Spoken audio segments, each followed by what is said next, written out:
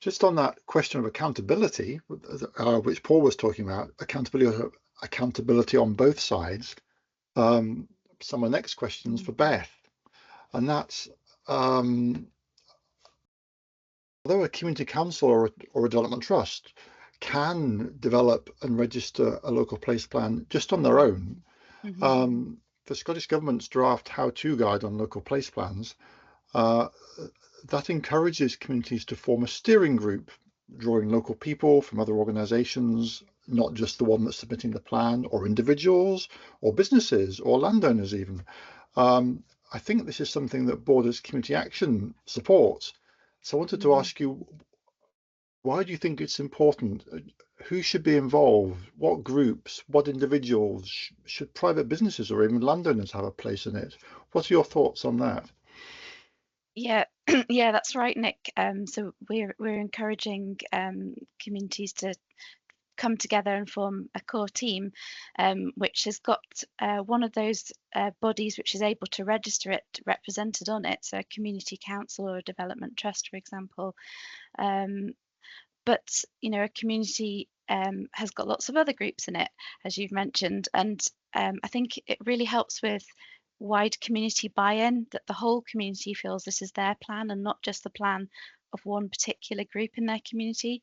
I think, you know, quite often in small communities, especially in rural areas like ours, there can be potentially suspicion between groups and that sort of thing going on. So, and also the planning circular, which gives the guidance on local place plans, encourages a joined up approach as well. And you know, for a plan to be owned by the whole community, it's important to have, you know, this is one way of doing it. This is a good approach, and it's something that we've used consistently across the pilot area. So you have groups like village halls, committees, residents associations, green groups. We've even had museums represented, groups like U3A, or in the Borders we have a festival committee for each town to run our sort of Reivers Weeks type festivals. So that sort of thing, community larders, food banks, Rotary groups, leisure trusts, all sorts of groups. I think it's worth pointing out that there's a balance to be struck. You can have a team which is too big and it can become almost impossible to get anything done. So, you know, it's about casting the net out initially with one group, usually a community council or a development trust, will want to start the process. So they'll hold a public meeting and they'll invite all the other groups. There'll be a presentation on what it's all about, and then an invitation. Okay, do you want to be part of this steering group? I think it's worth pointing out that you don't have to be in that steering group to have a say. The steering group's purpose is to plan and coordinate the community engagements initially for the first few months, and it isn't where the community engagement happens. So you don't have to be in that room to have a say, but to have that core steering group just helps with that wider community buy-in. I think another reason I've seen practically in action is by having a plan for your community that can be can add weight to funding applications for any community proposals that are contained within them. And by collaborating on deciding which plans and community proposals are in that plan, you're getting away from that sort of competitive approach to funding applications where you know, one group in your community wants funding for something and another group wants funding for something else, and it's not joined up. But for funders to see this whole community's come together and they've got a program of action, they've got a sort of a pipeline of shovel-ready projects which are ready for funding, and they've decided which, you know, is most, you know, what the priority order is and that sort of thing. So, you know, to see these community groups who have in the past may have been working in competition with one another, sitting around a table and deciding how to approach all of this together, I think says it all. You asked about individuals and business owners and that sort of thing coming on. I think this is a good opportunity to have that wide representation. So if there's we have like a business sort of a group which represents businesses in one of the towns that I've been working with. So they'll have a representative on the team, for example, so that it's not just one business getting their foot in. But I think it's good to have that representation because this affects everybody in the town. It's not just about community groups. And actually, I think having residents who aren't part of a group is really good.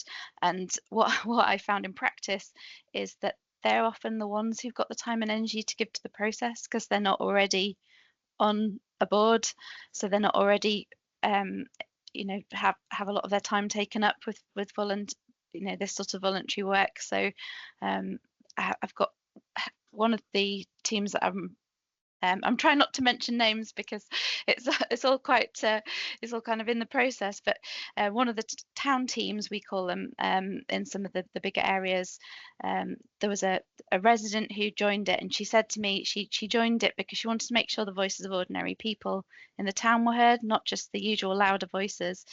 And she was the one who attended some training that we put on data analysis, and who has personally sort of gone through and analysed all their data and put together a sort of a data analysis paper basically, and she's done all of that as a resident that wasn't part of any of the groups. So it's quite good to have that additional resource in there as well. So do either of you have any other thoughts on that? Just one thing, and that's a bit of experience. I completely agree with everything you said. I think just one bit of experience I've got of involving a landowner. I was involved in a couple of local place plans around Loch Lomond, and they were half funded, in fact, by the main local landowner, Les Estates, because they were interested in understanding community aspirations to feed into the plan they wanted to produce for the future of the estate. They do it every 10 years, and they thought, let's get the community aspirations first before we start on our new plan, which was I thought a very enlightened way of thinking. So they played a really valuable. So they were on the steering group for both of the plans, and they were very aware that they had an ownership interest. But because, just as Beth was saying, the steering groups were focused on how to engage the communities rather than on the content of the plans. So that worked fine. Now, as the joint facilitator of those steering groups, I needed to be ready to step in if the landowner did try to steer the content and no one else saw it. But I don't recall that being necessary because the boundaries were set quite clearly from the start. So it's possible to do it, but you need a landowner who's willing to play ball and not abuse the system, I think. Yeah, I think having the sort of landowners in from the beginning as well can just avoid so much problem later on. If they kind of catch wind of the community's planning this with my land, it could just get their backs up and they might not be willing to engage at all. Whereas if they've been part of the process along the way, they quite possibly would have been a lot more collaborative and open to working with the plan rather than against it. So that's really good. And one of the things that we've been recommending and has been put in place in a lot of the towns and community council areas generally, we found have been developing these, is having a terms of reference or an MOU or something like that, some kind of sort of informal agreement, which is written down between the community groups, so they know what their remit of their work is. And things like, if you're coming in with projects you want to get on the plan, you have to you put in this agreement, we're going to put those on the shelf for now because our priority is to hear from the community. And if those plans happen to fit with what the community is wanting, then great, we'll get them back off the shelf. We might have to adapt them a little bit, but you're not there just to get your plan. your project on the plan, basically. Yeah. Beth, I think that's so important, that community groups or representatives are able to, yeah, and maybe you write it into the terms of reference to that you're putting your ambitions for your group and plans that you have your group to the side, and that we're focused on engaging with the wider community, and that's the project in hand, and that, you know, when they're talking about the work of the CAP or the local place plan, then it's not about how their project fits within that, but actually what's coming out from what they're hearing from the community itself.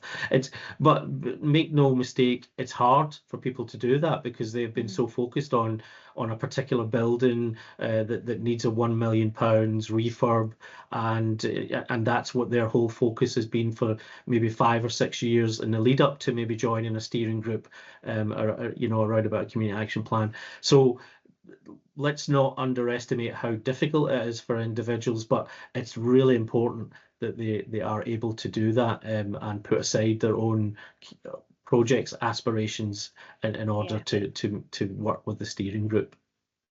Yeah, absolutely, Paul. Yeah, we've seen that in practice, and one practical sort of way to approach what actually goes in the final registered local place plan that we've come across is, when you get your draft local place plan and you're just sort of saying to the community, any more comments before we produce the final version and register it, to have a vote on the project alongside that.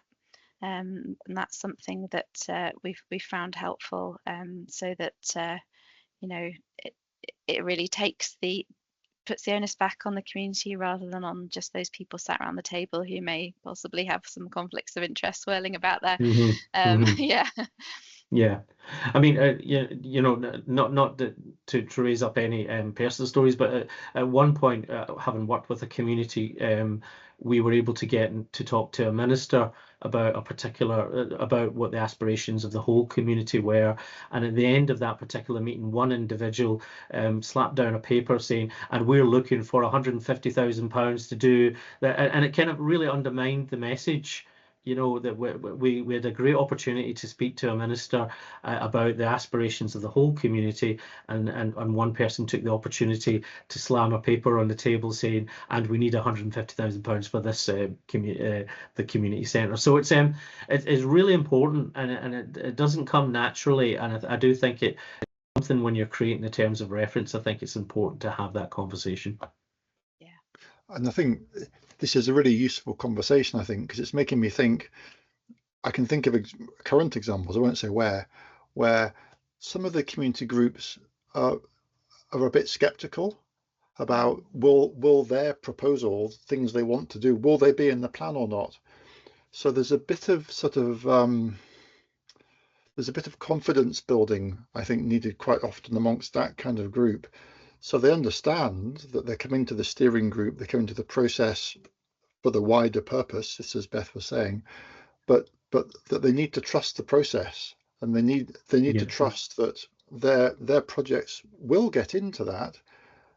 They might be modified, as Beth was saying, but that'll only be in response to what the community wants, and that'll be a positive thing. And to help people trust the process, I found quite often it helps to point to other communities and what they've done.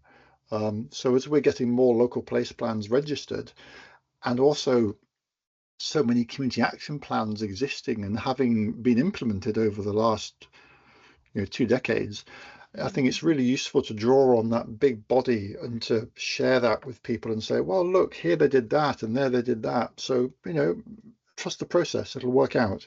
But it can be quite challenging for people to work through that.